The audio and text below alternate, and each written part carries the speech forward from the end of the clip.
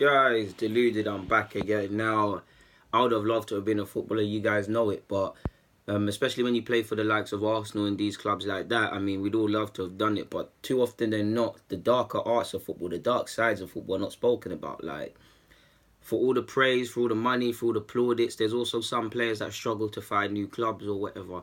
And June to August is a testing time for all professionals, but especially young professionals, because a lot of them, essentially, like myself, I don't know what I'm doing in life, but a lot of them are in academies. They've been academies from 7, 8.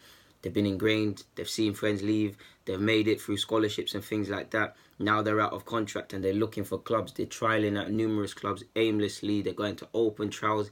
They're either keeping themselves fit at former clubs if they're allowed to, or they're hiring their own personal trainer, or they're hitting gyms and things like that. They're also seeing their friends or colleagues at numerous clubs or former clubs or that they've grown up on the circuit with doing pre-season with the first team, or getting good loan spells, or getting new clubs and doing all these things. So it's a lonely time in the summer if you haven't got a club or if you've been officially released. So my sympathy goes with a lot of them, because the harsh reality is a lot of these 16 to 18 first year scholars, some of them are not going to have a career. Not some of them are going to have to temporarily drop out of the league, probably get a job and will find their way back into it. Some, quite rightly, are going to find games. Some are going to try to go to America or another country and gain a new profession or gain a new club out there. Quite rightly, some people, sadly, some people are going to fall out of love with the game. I could say that happened to me to a degree. Or some might turn to, like you've seen, some might turn to other sort of ways of making money so they can still chase the footballing dream. And I don't condone it, but I'm saying I understand it. So I'm pleased to say that 3 players, former Arsenal players, have now gained moves to clubs. I mean, Josh Benson, Arsenal midfielder, he was trying at Burnley in March or February, I believe, was told he wouldn't get an extension. There's a lot of competition in midfield. I'd class him as a tidy midfielder. He's decent. He's signed for another Premier League club in Burnley, so it's a good move for him. He's 18, probably needs to kick on into their under-23 team and things like that. Ultimately, the end goal is first team and things like that. So yeah, it's now down to him. Obviously, you've also got as well Kato, the 20-year-old keeper. We saw Ilev get a new deal. There's a lot of keepers at the club. We've seen 3 released. Kato was one of them. He signed for Brighton's under-23s. That's a good move for him. We've also seen a keeper come into the club as well. So it's a good move for him. Nice to see he's got another move. So that's 2 men with Premier League clubs. Ayoma, who for a couple of years now you've known that he's not going to have a future here. He was trialing at a couple of clubs. I believe he's been signed by Derby. Now, forgive me if I'm wrong. He's 20 years of age. Probably a 2-year deal by Derby off the top of my head. Needs to probably kick on and try and get in their first team or make a name for himself on loan. Ultimately, he's got another club, so I wouldn't say it doesn't matter, but I'm happy for him. So that's 3 people with clubs. My sympathy, that's 3 of our players on top of the other players that have got clubs. So I mean, out of all the players that have been released by Arsenal, only around maybe 3, 4 don't have clubs. So they're all doing all right. To be fair with you, so if you consider the 3 I've said here, Churi Johnson, Jay Beckford, and I'm pretty sure I'm missing someone else out. They've all Tafari Moore. They've all got other clubs. My sympathy goes out to Crane, Alex Crane.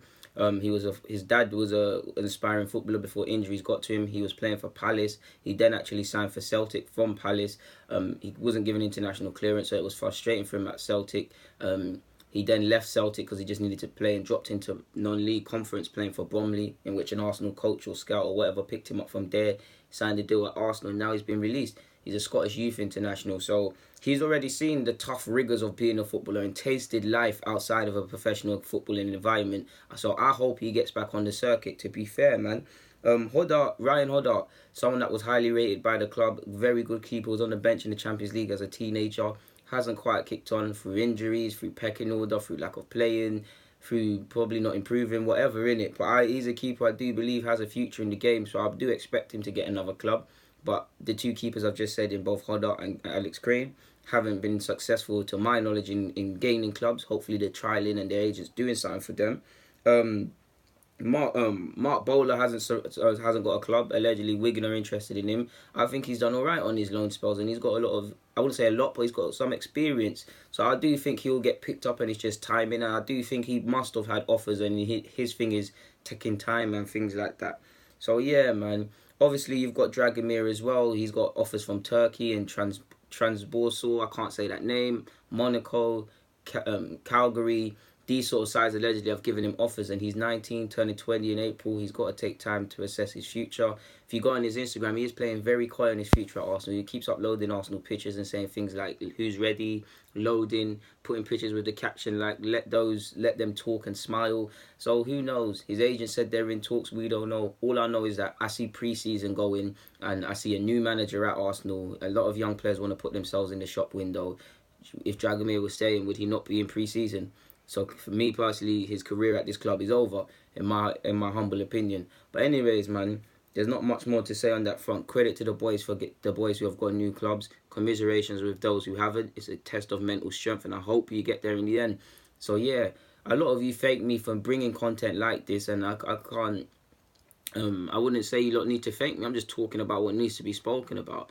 And thank you for watching, supporting, liking vids, subscribing, commenting, all of these things, guys. Thank you very much. It makes my day. On that note, guys, Deluded Gooner, YouTube's N'Golo Kante. Get in the comments, subscribe, and do the rest. I'm out.